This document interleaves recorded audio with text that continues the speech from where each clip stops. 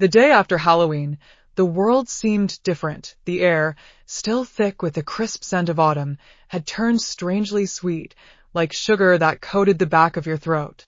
The decorations had barely been taken down, pumpkins still sitting on doorsteps, when the first of them appeared, the elves. They were small, barely 2 feet tall, their eyes bright and glassy, and their smiles sharp as if carved from porcelain. They came in droves, creeping out of the shadows, their footsteps soft and soundless. At first, people thought it was a joke, an early Christmas prank. The elves stood in front yards, on porches, with their red and green clothes crisp and clean.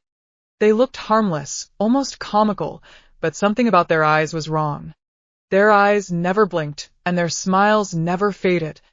As night fell, the elves moved, positioning themselves at windows, their eyes locked onto the occupants inside. By morning, people awoke with an unusual sense of joy, an almost desperate urge to prepare for Christmas. The elves were everywhere, by November 2nd. They had multiplied, appearing in living rooms, on mantels, their eyes following people as they went about their day. Christmas trees went up overnight, lights hung with frantic enthusiasm, people spoke in a daze, their voices cheerful but hollow, as if they were reading from a script. Neighbors who had never said more than a polite hello were now caroling in the streets, their eyes glassy, their smiles sharp. Tommy watched from his window, his heart pounding. His parents had changed, too. They moved about the house, humming carols under their breath, their movements stiff and mechanical. The elves watched from the mantel, their heads turning ever so slightly when Tommy entered the room.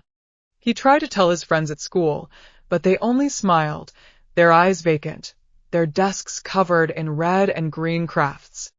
On November 3rd, Tommy found an elf in his room. It was sitting on his dresser, its head tilted, its eyes locked onto his.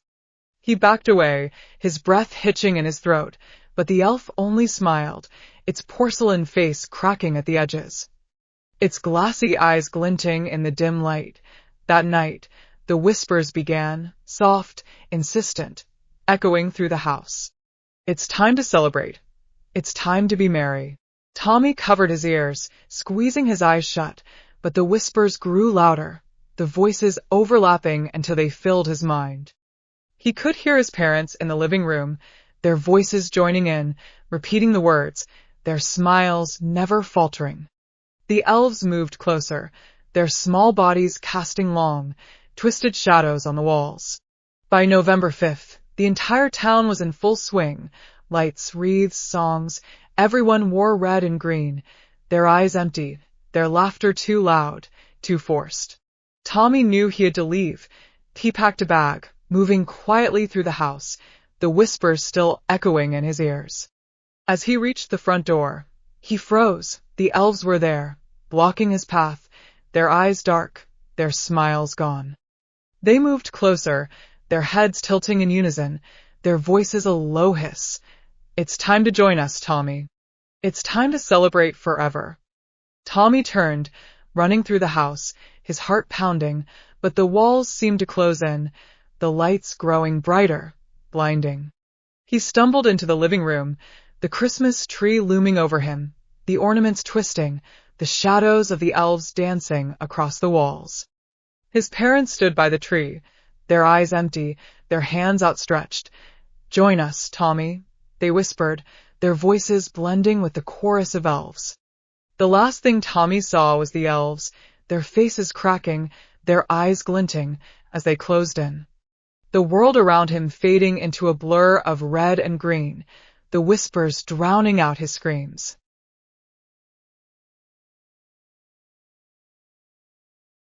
Tommy had always been a naughty kid, not the kind of mischievous naughty that parents laugh off, but the mean-spirited kind that left broken toys, bruised knees, and a trail of tears in his wake. His parents had tried everything, discipline, lectures, pleading, but nothing seemed to change him.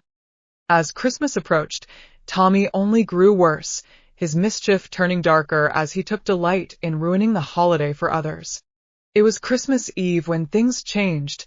Tommy had just finished ripping the head off his sister's doll, a cruel grin on his face as she cried in the corner. He threw the doll aside and climbed into bed, not the least bit worried about Santa's naughty list. He had never believed in Santa anyway, but as the clock struck midnight, something strange happened. The air in Tommy's room grew cold, his breath turning visible in the dark. He sat up, frowning as he heard a noise, the soft patter of footsteps, almost like the sound of small animals scurrying across the floor. But these were heavier, deliberate, and they were coming closer. Tommy's heart pounded as he looked around, his eyes widening as he saw the shadows moving in the corner of his room. Out of the darkness stepped 3 small figures, each barely 3 feet tall. They wore ragged red and green outfits, their faces hidden beneath hoods. Their hands were twisted and gnarled, their fingers long and clawed. Tommy stared, his mouth open in shock, as the figures moved closer, their eyes glowing faintly beneath their hoods. "Tommy," one of them hissed, its voice like the rustling of dead leaves. "You've been very naughty." Tommy scrambled back, his back hitting the headboard, his breath coming in short gasps.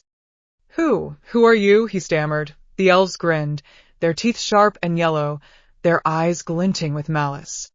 "We're Santa's helpers," one of them said, its voice dripping with mockery. "And we've come for you." Before Tommy could scream, the elves leaped onto his bed, their claws digging into his arms, their laughter echoing through the room.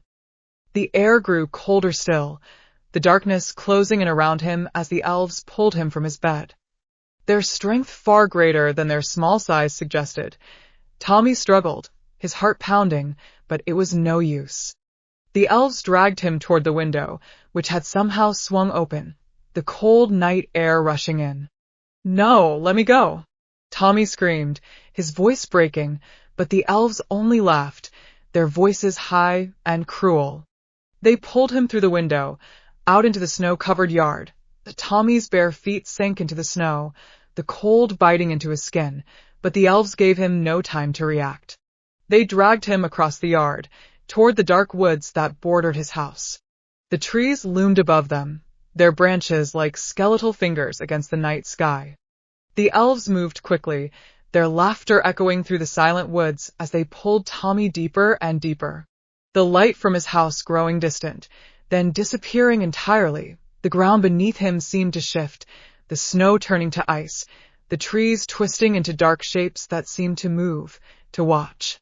Tommy's heart pounded, his breath coming in ragged gasps as he was pulled into a clearing.